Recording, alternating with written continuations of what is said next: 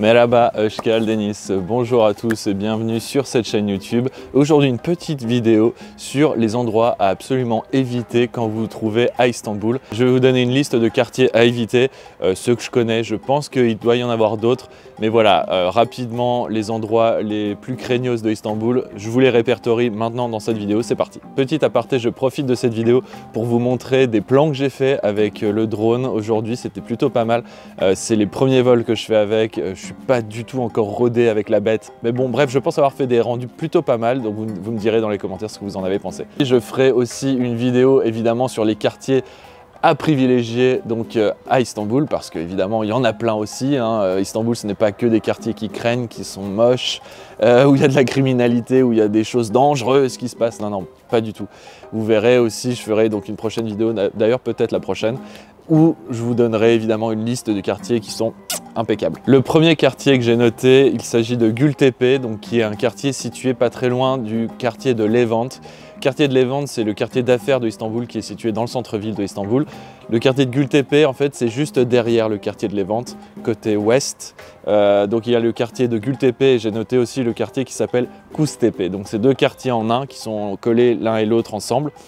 Et moi, en fait, pour vous dire, pour la petite histoire, j'y suis allé dans ces quartiers-là et je vous en parle parce que j'y suis allé et c'était les premières fois où j'étais venu à Istanbul. Et franchement, pour vous dire, c'était quand même pas la panacée cet endroit, c'était pas super. Beaucoup de gens assez étranges dans les rues, qui te regardent assez bizarrement quand t'es un étranger. Bon, il m'est rien arrivé de spécial, mais bref, il y a une ambiance qui est, on va dire, un peu plus tendue que dans les autres quartiers, en tout cas, j'ai trouvé. Des maisons qui sont un peu délabrées aussi par moments. Pas mal de déchets dans les rues, pas mal de crasse. C'est pas vraiment Nişantaşı par exemple. Pour ceux qui connaissent Istanbul, Nişantaşı c'est connu, ou comme Bebek par exemple. C'est connu comme étant des quartiers très luxueux, très fancy, où ça pue le fric on va dire. Là, Gültepe c'est tout l'inverse. On est vraiment dans des endroits qui sont assez, pas mal famés je dirais, mais c'est pas non plus... Mais ça transpire pas la joie de vivre on va dire. Et franchement, j'étais pas jouasse de rester dans ce quartier-là, donc je préfère vous le dire tout de suite, évitez ce quartier-là. J'ai noté ensuite un autre quartier qui s'appelle Dolapdere. Celui-ci, j'en parle dans cette vidéo, j'en parle maintenant dans cette vidéo parce que il est situé tout près du quartier de Taksim, donc qui est un quartier où la plupart des touristes vont pour faire du shopping et compagnie. Et en fait, Dolapdere, pardon, c'est juste à côté de Taksim. Et souvent, en fait, ce que font les touristes, c'est qu'ils se font avoir. Ils se disent, tiens, on a trouvé un Airbnb à Dolapdere, c'est très dur à dire. Et ce qu'on va faire, c'est que vu que c'est pas cher et vu que c'est à côté de Taksim, on va rester là pour quelques nuits. C'est la chose à ne pas faire. Parce que là, pour le coup, c'est pareil, c'est mal famé. Ça craint, vraiment, c'est le mot. On va dire qu'on peut le dire, ce quartier craint. En tout cas, moi, c'est ce que je vois de mes yeux. De passer par ce quartier pour me rendre à Taksim, ça m'est arrivé plein de fois. J'aime pas m'y aventurer, c'est pas ouf du tout. Ça grouille de monde. Bon, comme souvent à Istanbul, mais là c'est vraiment des toutes petites rues, l'ambiance c'est pas ouf du tout. Après je vais pas rentrer dans le détail, mais il y a plein d'histoires comme quoi il faut pas y mettre les pieds parce qu'il y a des gens qui sont très louches dans ce quartier, donc n'y allez pas, encore plus si vous êtes étranger, n'y allez surtout pas. Là c'est des infos que je vous répète de gens que je connais qui sont des locaux, qui m'ont dit ça. Alors c'est peut-être des ragots, c'est peut-être des histoires, c'est peut-être des légendes urbaines, mais moi en tout cas les fois où j'y suis allé, ça m'a pas donné envie de rester, donc voilà, un quartier aussi à éviter clairement. Le quartier de Gaziosman Paşa, qui est donc lui situé légèrement à l'extérieur de l'hypercentre de la ville d'Istanbul, mais il n'en reste quand même pas moins proche du centre parce qu'au final le centre-ville est immense. Là encore une fois, je parlais d'histoires un peu louches, de personnes machin, qui font des trucs un peu de manière marginale.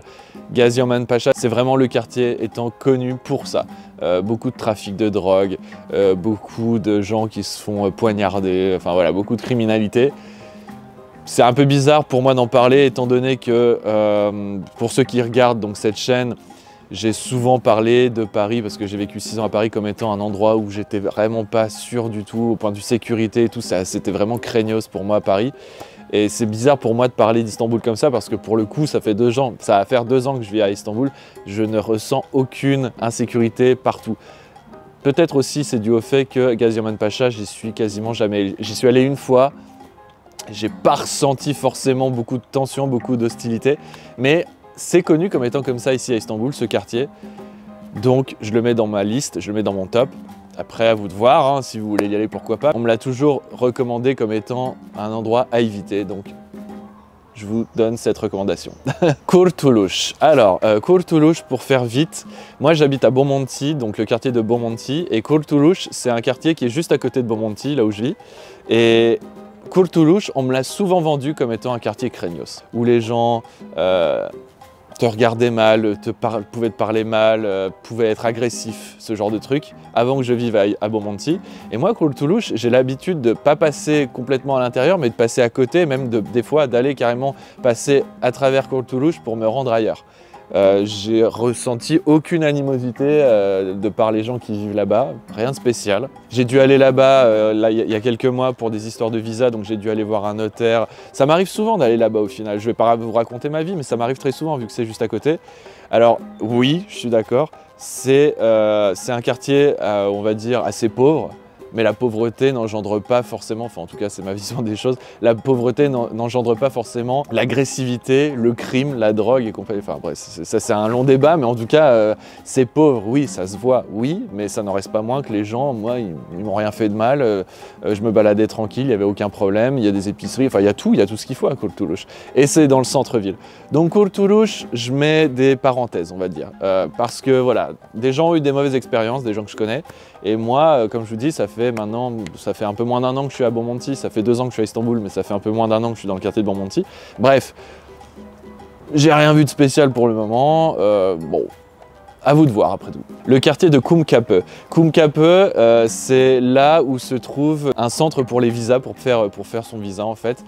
Vous avez 3 endroits. Vous avez celui à Fatih, celui à Kumkapı et celui à Esenyurt. D'ailleurs, Esenyurt, je vais vous en parler juste après. Et Kumkapı, bah, j'y suis allé récemment pour des histoires de visa aussi.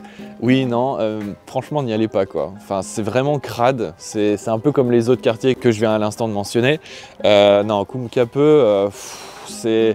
beaucoup, enfin je voyais voilà, des gens qui dormaient à même le sol dans la rue, bon bah, c'est malheureux mais bon voilà, c'est pas forcément très gai quoi. Beaucoup de saleté partout, des gens qui crachent partout, qui balancent leurs ordures partout, alors partout, peut-être pas partout mais dans beaucoup de rues j'ai vu ça, ça sentait assez mauvais. Quand vous voyez de l'extérieur les restos, vous n'avez pas envie de rentrer dedans parce qu'on se demande l'hygiène où elle est passée. Bref, c'est pas un quartier carte postale on va dire, c'est clair. Donc Kumkapı éviter. Ensuite, un autre quartier que j'ai noté, alors celui-là on me l'a donné, c'est le quartier de Taksim Tarlabaşı. Donc vous avez le quartier de Taksim, comme je disais, qui est très connu, et il y a le quartier donc Taksim Tarlabaşı. En fait, Tarlabaşı, quand j'ai regardé, c'est une avenue qui longe Taksim, donc un peu sur le côté du quartier de Taksim. Et c'est une avenue qui longe le quartier donc, de Taksim. Et tout autour de cette avenue, oui, effectivement, c'est pas ouf du tout. Ça m'arrive très souvent de prendre le taxi quand je suis à Taksim pour me retourner chez moi, par exemple. Et le taxi, très souvent, prend cette route. Et ouais, alors là, non.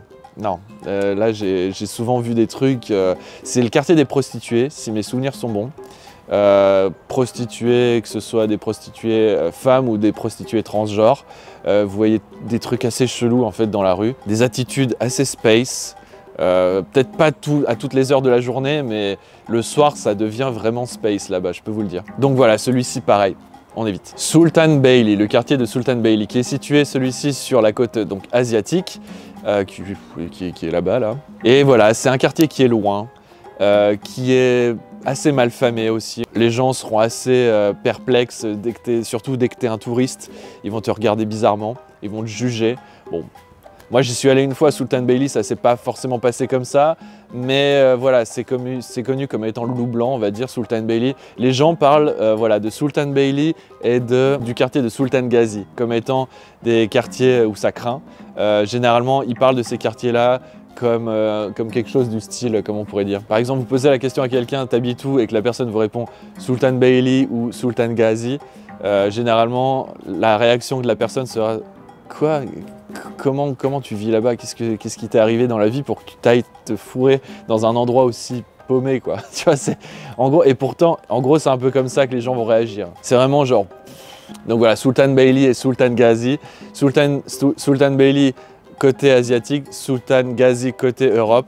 Voilà, 2 quartiers qui sont vraiment très excentrés. Voilà, n'y mettez pas les pieds, enfin en tout cas... je pense pas que ça va vous servir à quoi que ce soit, à moins que vous ayez un intérêt à aller là-bas. Et j'ai noté donc un dernier quartier, parce que voilà, c'est un quartier où je suis allé plusieurs fois et franchement, ça m'a saoulé.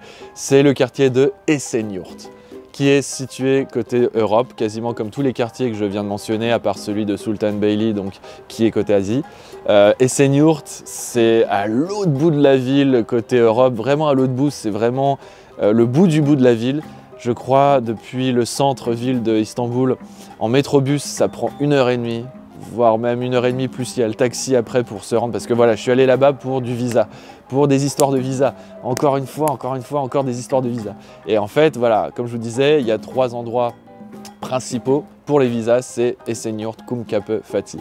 Et Esenyurt, oh là là, c'était un supplice quoi, franchement c'était trop chiant parce que c'est complètement perdu. Alors le quartier en tant que tel est perdu, mais le centre des visas est encore plus perdu au milieu de la campagne. Je sais même pas comment c'est possible d'avoir planifié tout un truc, construire un bâtiment pour des visas en plein milieu des champs. Ça c'est encore une riche idée.